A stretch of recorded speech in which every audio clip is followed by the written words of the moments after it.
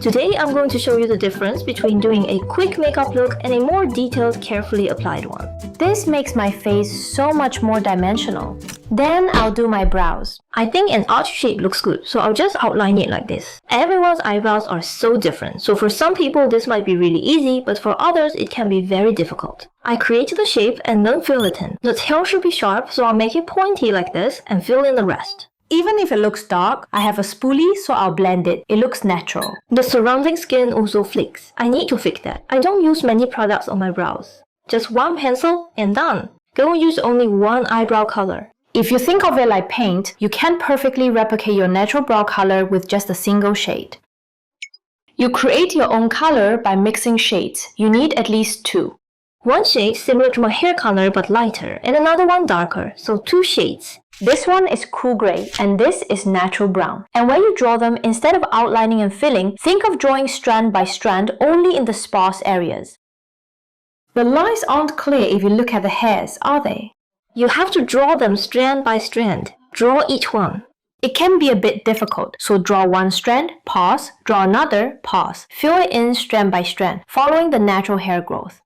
And drawing them too densely can look stuffy, so keep it sparse. If it doesn't look obviously empty from a distance, you don't need to fill it in. To draw strand by strand, you need very light pressure. Pressing hard makes it dark and blunt. Light pressure creates delicate lines, so gently. I barely drew, yet this side of my brow is filled, right? The key is to target only the sparse spots, drawing strand by strand so it's not dense. With such a light color, there are some areas that just won't fill in, no matter how much you apply. For areas with no or sparse hair, use a darker color to fill in and define them more.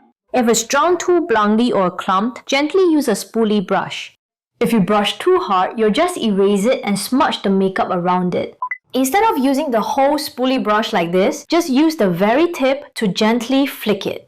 That will soften the line perfectly. Then again, just fill in the sparse areas in between. I dyed my eyebrows, so there are some darker spots here and there. I'll brighten up just the poorly dyed areas, matching their color with a lighter brown mascara. It's essentially applying it partially to only those darker sections. And now for eyeshadow. They said to apply a base first, so I'll put a light color on my eyelid. I guess I'll apply up to my eyelid. Many also apply it with too much force. Pressure control is hard. Now I think I need to shade. I am not entirely sure which color will correct my eye shape and make my eyes look bigger, so I just go with my gut feeling. This one seems too dark, so I'll dab on a lighter one. Apply it like this. Don't spread it too wide, it'll get dark, so dab it on the lower part and blend. This seems too dark. Let me wipe some off. It doesn't feel like it's making my eyes look bigger, just like I've put some color on. And to lengthen my eyes, I'll extend the outer corner with a dark color. Also, when correcting eye makeup, my skin here gets patchy and it looks really messy. And when I apply shadow, it gets messy with fallout below. I draw the eyeliner first. It's too dark, so I'll smudge it with the brush I used earlier. Before I apply eyeshadow, I'll use an eye primer to control oil and also correct the tone around my eyes. My eye area is a bit dull, so I'm using this eye primer like a concealer to even it out. For tone correction, concealer creases too much in the lid and the oiliness makes my eye makeup smudge, but eye primer really tackles that sebum, so it creates the perfect canvas for eye makeup. And now I can apply the base. Just think of the lightest color as your base. After getting product on both sides of the brush like this, tap it off on a tissue. Just tapping it off like this once dramatically reduces fallout. I get almost no fallout, and the color payoff isn't streaky either. This ensures even application, so always tap it on a tissue. Always apply your base eyeshadow lightly. If you put on too much, the eyeshadow you apply next won't show its true color payoff. Because this area becomes too matte, just apply a light layer. Now I'll use shading for eye shape correction. If you're aiming to incorporate a vivid splash of color into your eye makeup, vibrant shades like these are perfect. However, if your preference leans towards subtle shading rather than a dramatic, colorful effect, you can easily bypass these brighter eyeshadows and proceed directly to applying your chosen shading tones. I'll try adding some color. I'm mixing it with a pink toned pearl, and you have to press it on like this. I'll put color on my eyelid to where it's visible when my eyes are open. You don't have to do this part, only if you want a pop of color. The visible area when you open your eyes differs for everyone, so you check as you go. Apply a little, then open your eyes. This really works for monolid and double eyelid types. People with monolids might find it difficult because the color disappears, or you have to keep checking as you apply. Paint the lowest part first, go up with less pressure. That creates a gradient. Start at the bottom and blend upwards with less pressure. That way, it gradually lightens, creating a perfect gradient. If you stop here, your eyes might look short, so expand it slightly. Paint it towards the back and then pull it outwards to make your eyes appear longer. This is where it can easily mix with your base and clump. So, you need to lighten your touch, gently. And if your base is too thick, your eye makeup will clump up right here. So apply your base makeup thinly, especially for your eye makeup. If it adheres well, you won't experience any flaking or patchiness at all. And for the inner corner of the eye, you shouldn't just apply it up to this point, but extend it outward to make your eyes appear longer. However, if your eyes are too close together, you shouldn't apply it in this manner at the front. They'll look even closer. I'll do the lower lash line later, so just the top for now. Then I'll use shading for eye shape correction. There's an easy formula. Nowadays, most shading colors are pretty similar. You can think of dark colors like this as your eyeliner color. This is more of an eyeliner color and these are shading colors. This one's a bit dark, right? In that case, just mix it with a light color. It's not hard. Mix dark and light colors to control the depth yourself. You must tap up the excess here, otherwise you'll get fallout and streaks. Next, I'll extend my eyes to look longer. Start with your eyes open. Because for many, what you apply isn't visible when eyes are open. That can feel so hard. You feel you must apply it endlessly, so just do it with your eyes open. Then, whether monolid or double eyelid, it's easy. A smaller brush is fine. Use a comfortable one, just not too large. It can't be bigger than this. If you use a base brush like I did earlier, the shading will spread too wide. You shouldn't use a big brush. Instead, use a smaller brush to apply to the outer part, like this. Next, lower the mirror to your chin. Your gaze is now down. Then, you apply the color. Since you already made a mark with your eyes open, you just fill it in up to that point. Apply light pressure. If you press too hard, it will just look streaky, not a gradient. Always blend gently for a gradient. Darkest at the bottom, lighten pressure upwards. Then, look straight ahead again and extend it back. I want my eyes to look longer. Typically, to achieve that, people extend their eyeliner wing, right? But just extending the wing won't make eyes look longer. The eye needs to appear longer. To achieve this, extend the shading backward like so. Since we've only extended the back, now we'll extend the front. I'll draw my eyes closer together. This time, with my eyes slightly open, I'll mark it. Then looking down, I'll gently blend it forward. Always be gentle. Just being gentle keeps it from streaking or having fallout. And then, clean it up with the big brush you used for the base eyeshadow. Just the top, not the bottom. It's a shaded area, so just clean up the top. See how the shading is nicely applied? If you don't like heavy makeup, you can apply it much more lightly. Adjust intensity to your preference, then apply eyeliner. Black is too harsh, so I pick lighter, popular colors. Extending the wing can be tricky. Many find it hard. The ending often looks too blunt. Fix it with a cotton swab. But when I try to wipe it, the line just vanishes. It doesn't correct itself, so erase and redraw. But if that's too difficult, you can use a liquid eyeliner. Liquid liner is sharp, so a perfectly clean wing is hard. I'm content with this.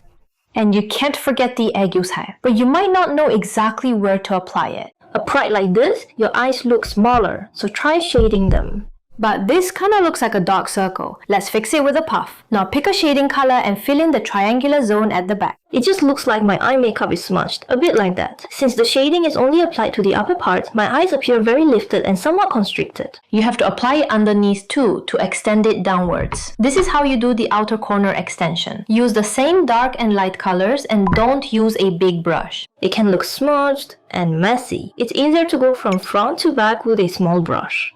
When looking straight, find the pupil's outer edge. Start from there. Place it right where your eyelashes are, the lash line. Then move sideways. Rather than following the eye up, ignore it and just pull it out to the side. Just applying this amount can make it appear downturned. The reason it looks smudged is because it's applied too broadly. Applying it too wide downwards will make it smudge. That's why we use a thin brush just on the lash line. It looks more natural if you blend it out slightly, like you're drawing a thin line. So now blend it out with a slightly bigger brush. If the line is too harsh, it looks awkward, so blend it a little.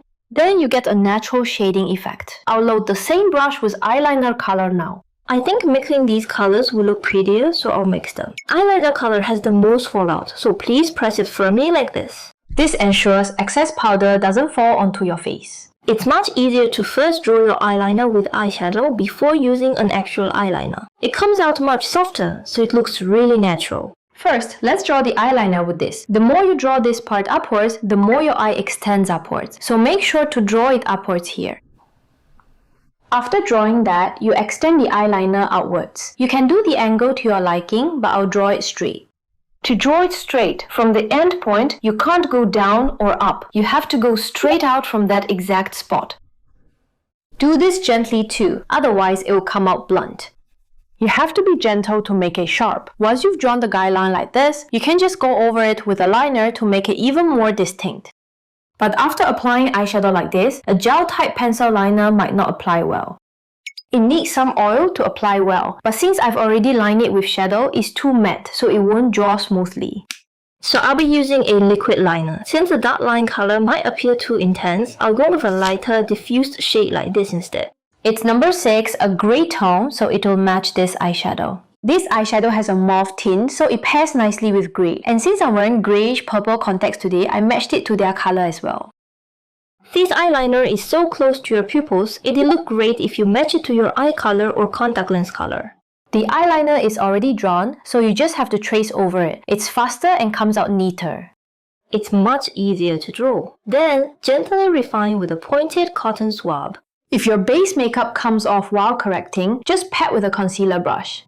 The waterline needs to be filled in after curling lashes. The color wipes off liner, so I left that area empty and just drew the line like this. For the aiguilles higher, you know those chalky types that have a lot of fallout? The matte types. These kinds of powders don't last long when you apply them by themselves. They fade fast. You need a formula that truly holds these products. Those are stick types, you know, glitter sticks that lock once dry. You have to apply this type of formula first, then layer powder over it to seal it. If no stick type at home but you have a setting spray, spray it on your brush, then dip it into a pencil like this. There you apply it, and that really makes it last a bit longer. When applying this, you know the lash line, don't go all the way to your lower lashes. You really need to start applying it right from beneath your lash line. If you apply it up to your lashes, your eyes will look smaller and more stuffy. Don't apply it all the way to the inner corner. And if you stop here, your eyes can look short and really stuffy. Remember the outer corner extension? I shaded out from the pupil's end. Best time too, you're going to draw a straight line out from the end of your pupil. Exactly like the shading, extend it straight out. And by taking all the pressure off, it will create a gradient and simply disappear. This makes your eyes appear less constricted and more open. To show you with the stick type on this side, first apply the stick. The placement is the same. The application area. Then you can layer the pencil on top. And rather than just highlighting the aiguille hair, if you look closely, you see there's a hollow spot right here at the very front of the eye. Lightly brighten this area near the inner corner. Bringing it down a bit makes your eyes look deeper and fills in the space below. It looks dimensional. Since the outer corner extension seems light after the aiguille sow, you can just apply more. With makeup, you shouldn't try to finish it all at once. It's better to work on other areas and come back to add little by little. If you want to make your eyes look closer together, pick up a dark color and do a slight inner corner expansion. You should only draw 1 mm on the inner corner. It's the most noticeable spot, so you really have to be subtle with it. Tap off the excess on the tissue like this. After tapping it, pick up a light color and draw the aiguille sow shadow. This is different for everyone, but if you have a crease like me that already looks like a shadow, you shouldn't draw there. If I add more here, it will be too much. Just draw on the outer part, and your brush needs to be thin like this. Using an eyeliner brush makes it easy. Since it is thin, it will not look like dark circles. Use the thinnest brush, holding it upright at the right angle to draw a thin line. If your shadow appears awkward, it's better to use contouring powder. Contouring powder has a weaker color payoff, so it looks more natural. Since I extended the outer corner and the aiguille hair, I'll extend the aiguille hair shadow out sideways too. I'll use a cotton swab to blend, avoiding harsh lines, making the border invisible. Then, I curl my lashes. And then apply mascara right away. It gets clumpy and smudges easily. Instead of making my eyes look super wide, it just looks a bit messy. In these days, a lot of these kinds of lashes are coming out, these glue-free eyelashes, so I applied the lashes. But my eyes feel a bit stuffy, like they're weighed down, yet my lashes are very defined. I'll use an eyelash curler, and I always use a partial eyelash curler too. Some people have stubborn lashes at the outer and inner corners. Always use a partial curler. Lashes that don't curl well will then curl perfectly. Also, you shouldn't apply mascara right after curling your lashes like this. When you curl them, the lashes can get a bit tangled. If you apply mascara now, it'll look really messy. So you have to comb them out with a spoolie brush like this. To keep them from tangling, I have a heated eyelash curler. It gets really hot. I use that to give them one more curl. This makes the curl last much longer, and it also helps to set any tangled lashes in the right direction. It's easier to set their direction with some warmth. If you don't have one of these, you can just heat a wooden skewer with a lighter and then use that. They must be untangled and neatly arranged before applying mascara. When you apply it, go slowly and carefully. It's good to use the tip of the mascara wand. Those short invisible lashes at the ends, use the tip for those. You can make it look like those lashes are there, you're just making them more visible. I use warm heat to melt the mascara. Any clumps will just melt right off with that heat. If it smears, wipe it immediately. Once it dries, it won't come off. Since my lashes are sparse, I'll use falsies. For dramatic looks, a design like this is great. But with glue-free ones, the lash band is a bit stiff. So for thin, sensitive skin like mine, it might hurt a little. And even if they're not stiff, these glue-free lashes are hard to place between your own lashes. Instead of placing them between, many apply them under the lashes. They stick them to the upper waterline, which causes severe foreign body sensation and eye pain. It's fine for those not sensitive, but for really sensitive eyes like mine, it's hard. It's hard to wear them for a long time, so I'll use these natural, non-glue-free lashes. Their thin band makes them really comfortable. To make my eyes appear longer, I'll place them on the outer corner of my eye. This definitely elongates the eyes. And if they point too far down, your eyes will look droopy. And it makes them look blocked, so it needs to angle up. If you set the direction before it dries, it will stay that way. Therefore, immediately after application, you must adjust their angle. Once the false eyelashes are in place, I'll apply mascara to seamlessly blend my natural lashes with the artificial ones, creating a cohesive and natural look. And for the waterline, using a gel or pencil type of liner will quickly smudge. So it's best to draw it with a liquid type like this. The key is to attach the lashes so they don't droop too much at the very end. And now for the highlighter. On the tip and bridge of my nose, it seems to settle into my pores. Since the powder and contouring wore off a bit earlier, my pores are visible, and adding highlighter just makes it look even messier.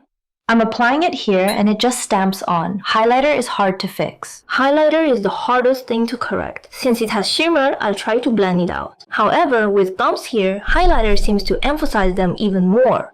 And now, I'll apply the highlighter. Since I've already used concealer and a matte highlighter, my face has dimension. So adding just the patch of a shimmery one now will really boost that dimension. You have to apply it with a very light hand, almost like you're dusting it on, just barely grazing the skin. That way, it won't look too intense all at once and it won't get streaky. Just apply it like you're tickling your skin. Let's try drawing with a lip pencil. I just traced my lips larger, but it feels a bit much, doesn't it? So I'll just quickly reapply it again, just like this. And then I might press my lips together, kinda like this. My lips look overlined. Anyway, that's makeup done. For overlining, consider your proportions, not just enlarging top and bottom. If your philtrum is too short, overlining your upper lip will make it seem even shorter and the proportions will look off. So it's best to check your philtrum and chin length first. And when you overline, instead of drawing it way bigger all at once, try overlining by just 1 millimeter first. And you have to look from afar. It still looks different. In makeup, a subtle difference can change your look, so don't draw it on boldly all at once. First, only overline the very center. If you overline the edges of your lower lip like this, your lips will just end up looking incredibly droopy and downturned. So after overlining the center, you don't overline the corners. Just follow your natural lip line. Only overline the center. Then, it makes your lips look like they're lifted up. Overline by just 1 millimeter. Look from a distance. And if it's not enough, then you can add more. And then, with your finger, gently smudge this pencil line. Otherwise, it might look clumpy and uneven. Now I'll add a lip tint. It's the GUHO Earl Grape. I apply it to the bottom and then the top and bottom separately. When I press my lips, I don't rub them. I just press once like this. Rubbing it causes a lot to get on the inside of your lips, then it transfers to your teeth.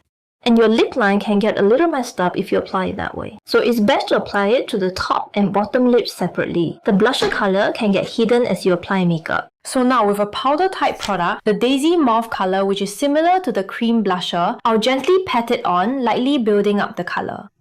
And it's also good to apply a little blusher to the bridge of your nose. It connects nicely with the eyeshadow and also emphasizes the nose contouring. So I put in my contact lenses. I'm wearing the same pair for an accurate comparison. Honestly, I also get a contact lens boost, so I look a bit better with them in. So this makeup isn't actually bad. The color combination is pretty and works well right now. It doesn't look weird, but the quality is much lower. Also, I'm not really sure about its longevity because my skin is very sensitive and thin, so it can't handle most base makeup well. And since I put on such thick lashes, it felt like they were blocking the outer corner of my eye, making my eyes appear a little bit stuffy. Though lenses make my eyes seem bigger, there's a subtly stuffy feel. The blemishes aren't covered properly, and a lot of the coverage has worn off while I was doing my makeup. My pores aren't covered well either, and the eye makeup blending isn't very clean. The lip color itself is undeniably beautiful, but the way the edges were overdrawn made my lips appear overly rounded and disproportionately wide. The bottom part feels a bit heavy, you know? Like my lips are doing this. Lips look prettier when they curve up, but mine seem to turn down. Doesn't this makeup look cleaner? And my eyes look bright and open, not stuffy. And since my skin is so clean, the makeup also gives off a much tidier impression overall.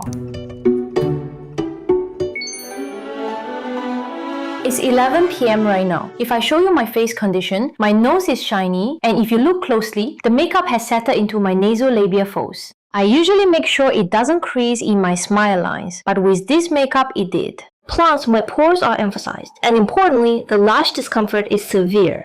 I applied the lashes near the waterline. My eyes are sensitive, and having lashes so close caused an intense foreign body sensation all day, making my eyes feel really tired.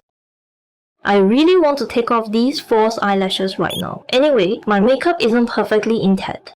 It's 11 PM now. I scratched my itchy nose and smudged some makeup off, but my skin and eye makeup still look great.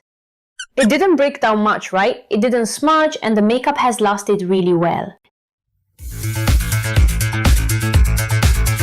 Everyone, did you enjoy today's 2 makeup looks? The products have such pretty colors. They look good even when rushed. For those of you who want longer lasting makeup, and for my Dannies who apply it meticulously, I hope this was helpful. You don't necessarily have to be a makeup expert. With practice, you'll definitely improve. So let's slowly grow together, shall we? Thank you all so much for watching today.